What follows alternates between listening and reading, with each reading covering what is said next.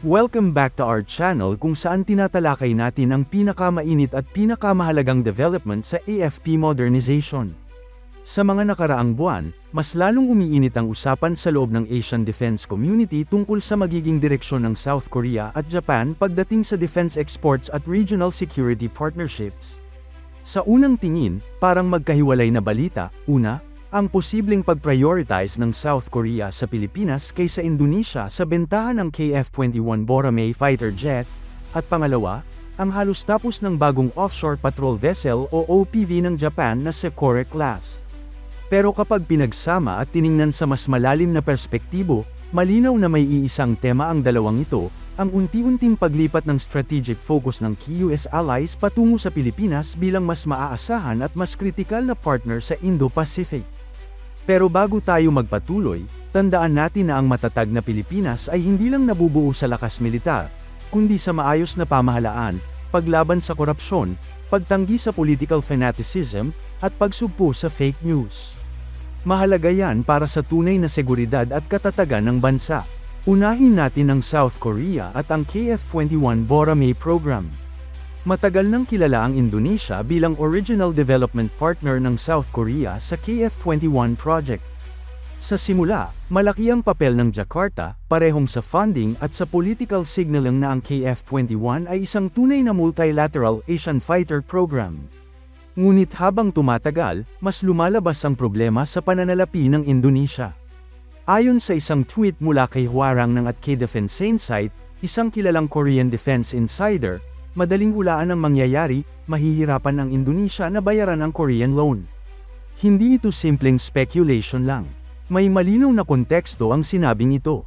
Sa kasalukuyan, baon na ang Indonesia sa napakalaking defense bills, humigit kumulang $8.1 billion para sa Rafale fighters ng France, at higit $10 billion pa para sa Con-5th Generation Fighter Program ng Turkey.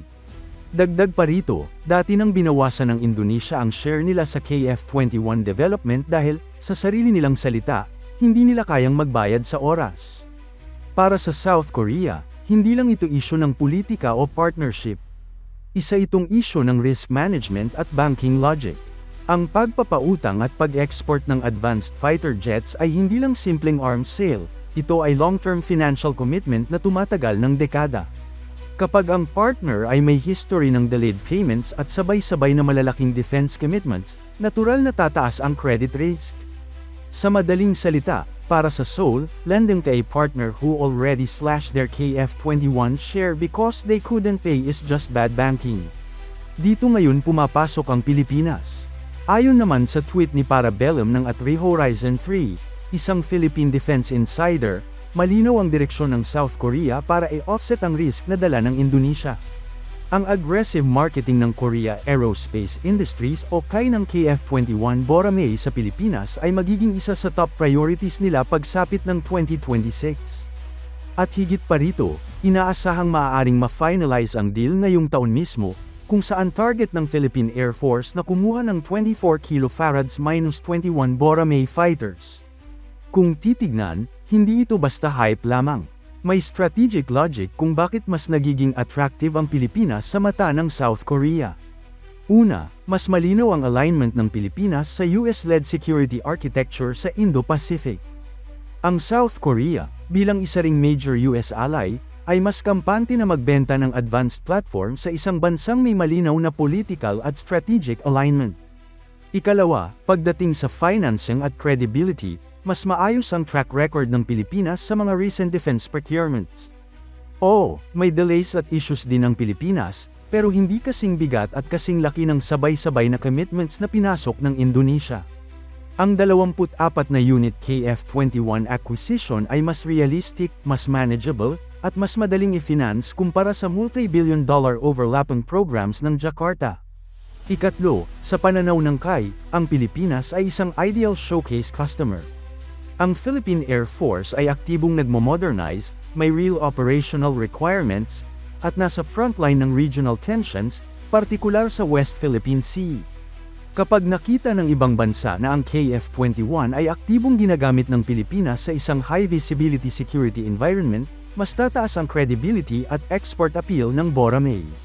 Sa mas malawak na konteksto, ang posibleng KF-21 acquisition ng Pilipinas ay hindi lang tungkol sa pagpapalit ng lumang fighters. Ito ay isang signal na ang bansa ay papasok na sa next tier ng air combat capability sa Southeast Asia.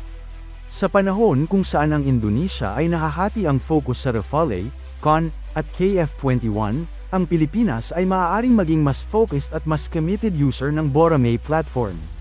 Ngayon, lumipat naman tayo sa Japan at sa kanilang bagong Sakura-class offshore patrol vessel. Sa Japan Marine United Isogo Shipyard, kasalukuyang nasa outfitting phase ang OPV-901 Sakura, ang lead ship ng bagong Sakura-class o PVAS ng Japan Maritime Self-Defense Force. Ang barkong ito ay dinisenyo para sa long-range patrol, surveillance, at reconnaissance missions, na may haba na humigit kumulang 95 meters at displacement na nasa 1,920 tons. Isa sa pinaka-interesting na aspeto ng Sakura class ay ang reduced crew requirement. Sa halip na tradisyonal na malaking crew, kaya nitong mag-operate gamit ang humigit kumulang 30 personnel lamang. Ibig sabihin nito, heavily automated ang systems ng barko, mas mababa ang operating cost, at mas angkop ito sa sustained patrol operation sa malalayong karagatan. Armament-wise, simple pero practical ang approach ng Japan. Isang 30mm naval gun, sapat para sa constabulary at patrol missions, at isang flight deck na kayang mag-support ng helicopter o UAV. Hindi ito isang high-end combatant tulad ng destroyer, ngunit hindi rin ito basta Coast Guard cutter lamang. Ito ay isang purpose-built offshore patrol vessel na nakatuon sa maritime monitoring at presence.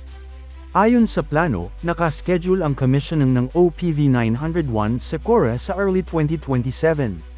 Para sa JMSDF, ito ay mahalagang hakbang sa pagpapalakas ng kanilang offshore patrol capabilities, lalo na sa mga gray zone scenarios kung saan hindi kailangan ng full combat warship, pero hindi rin sapat ang civilian vessels. Ngayon, ang malaking tanong, ano ang relevance nito sa Pilipinas? Sa mga nakaraang taon, unti-unting binubuksan ng Japan ang sarili nito sa defense exports at security cooperation, partikular sa mga bansang katulad ng Pilipinas. May history na tayo ng Japanese support, mula sa TC-90 aircraft transfers hanggang sa patrol vessels para sa Philippine Coast Guard. Ang Sakura-class OPV ay isang malinaw na indikasyon kung saan patungo ang Japanese naval thinking, mas maraming, mas flexible, at mas cost-effective patrol ships para sa maritime domain awareness. Para sa Pilipinas, lalo na sa Philippine Navy at Philippine Coast Guard, ang ganitong klaseng barko ay eksaktong tugma sa pangangailangan sa West Philippine Sea. Hindi lahat ng misyon ay nangangailangan ng frigate o corvette. Kadalasan, ang kailangan ay persistent presence, surveillance, at mabilis na response sa gray zone activities. Sa hinaharap, posible na ang design philosophy ng Sakura class ay maging basehan ng future Japanese transfers o co-development projects kasama ang Pilipinas. Maaaring hindi eksaktong Sakura class mismo, pero isang derivative o export-optimized version na angkop sa Philippine requirements at budget. Dahil reduced crew at lower operating cost, mas madaling i-sustain ng isang bansang may limitadong defense resources. Kapag pinagsama ang dalawang developments na ito, malinaw ang mas malaking larawan. Sa ere, posibleng pumalit ang KF-21 Boracay bilang pangunahing multirole fighter ng Philippine Air Force sa susunod na dekada. Sa dagat naman, ang Japanese OPV concept ay maaaring maging backbone ng maritime patrol at domain awareness efforts ng Pilipinas. Ang mas mahalaga, pareho itong nagpapakita ng isang trend, ang Pilipinas ay hindi na lang secondary customer o afterthought sa Asian defense market. Unti-unti, nagiging priority partner ito ng South Korea at Japan, dalawang bansa na parehong may advanced defense industries at parehong may strategic interest sa stability ng Indo-Pacific. Sa isang banda, ito ay oportunidad. Mas maraming options, mas mataas na kalidad ng platforms, at mas malalim na defense cooperation. Pero sa kabilang banda, ito rin ay responsibilidad. Kailangang maging consistent ang Pilipinas sa policy, financing, at long-term planning para hindi masayang ang tiwala at investment ng mga partners. Sa huli, ang tanong ay hindi na kung bakit dapat piliin ng South Korea ang Pilipinas kaysa Indonesia, o kung bakit mahalaga ang bagong OPV ng Japan. Ang mas mahalagang tanong ay kung paano gagamitin ng Pilipinas ang pagkakataong ito para bumuo ng isang credible, sustainable, at strategic defense posture sa ere at sa dagat, sa harap ng patuloy na pagbabago ng security environment sa rehiyon. At sa kasalukuyang takbo ng mga pangyayari, malinaw na ang Pilipinas ay unti-unting napupunta sa sentro ng usaping ito.